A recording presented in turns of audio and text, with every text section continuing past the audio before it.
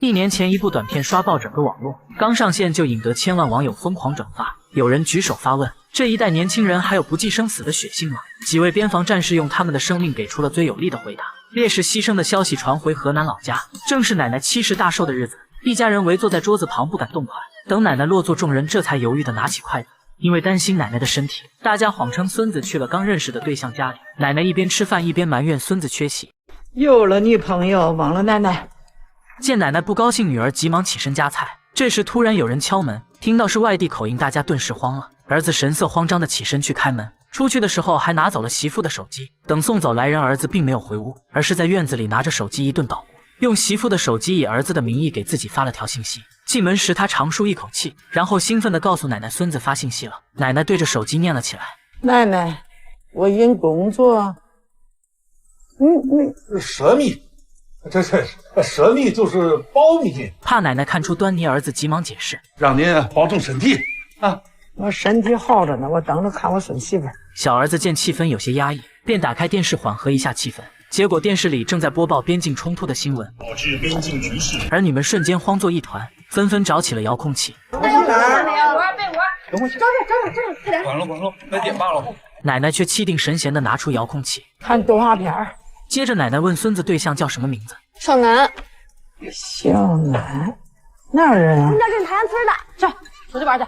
奶奶又问小南长得好看吗？见众人默不作声，奶奶放下碗筷起身离席。她来到小卖部赊了一袋鸡蛋糕，等儿子赶到，奶奶已经从窗户跳了出去。奶奶搭乘村民的3轮车来到镇上，然后又坐大巴去了火车站，可买票时却发现忘了带钱。奶奶去哪儿？虹桥。她拿出一块鸡蛋糕递给售票员，我没带钱。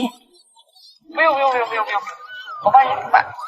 好心的姑娘帮奶奶买了车票。就这样，奶奶踏上了去见孙媳妇的旅程。路上口渴的她用鸡蛋糕换了邻座的葡萄。奶奶感叹火车可真快，谁知最后她竟被带到了上海虹桥。奶奶怎么也想不到，河南的一个虹桥小镇竟如此繁华。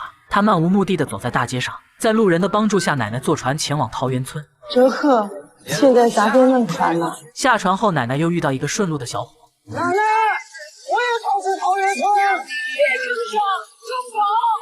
小伙把奶奶带到了桃源村，可这里竟是一家几十平米的饭店。饿了一天的奶奶要了一大碗面，结账时她又拿出一块鸡蛋糕，结果这次鸡蛋糕却不好使了。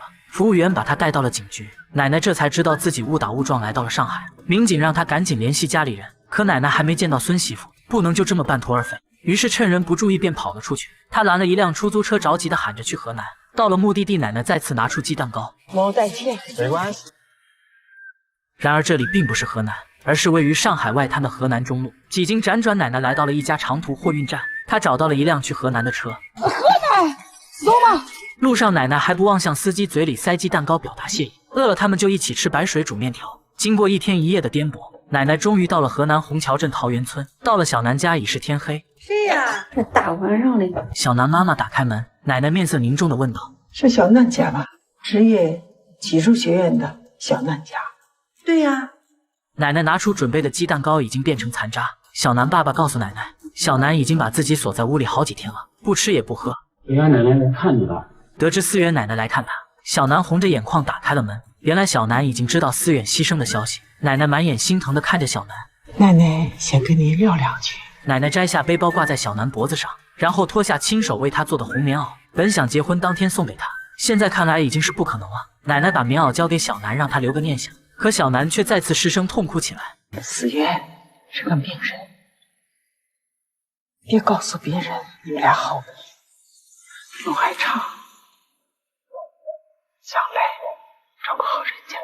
奶奶交代完转身就要离开，可没走几步却又停了下来。奶奶折返回来要走了棉袄，不给了，做太大，你太瘦，穿一阵有钱亏。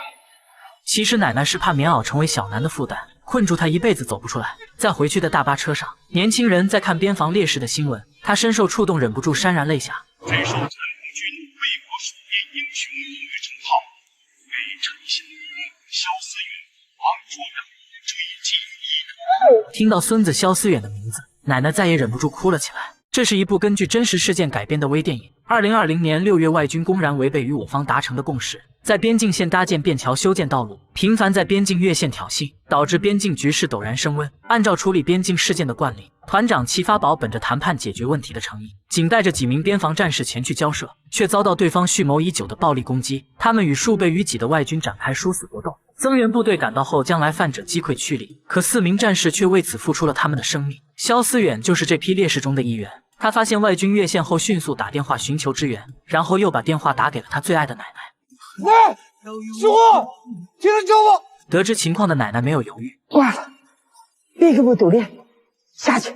1931年至1945年的抗日战争，无数先烈用他们的身躯抵御敌人的枪林弹雨，最终将侵略者赶出国门。1946年至1949年的解放战争，解放军战士彻底摧毁了反动派的政权，人民从此当家做主人。1950年至1953年的抗美援朝，面对当时世界上最强大的敌人，志愿军战士展示出维护和平的力量和决心。这一代年轻人还有不计生死的血性吗？4名边防烈士代表无数年轻人做出了回答，他们抛头颅洒热血，为人民群众争取最大的利益，保卫人民群众的生命安全。任何时代都不缺英雄，让我们致敬每一段奋不顾身的青春，重逢每一代逐日移山的少年。妈，我想参军。我也想参军。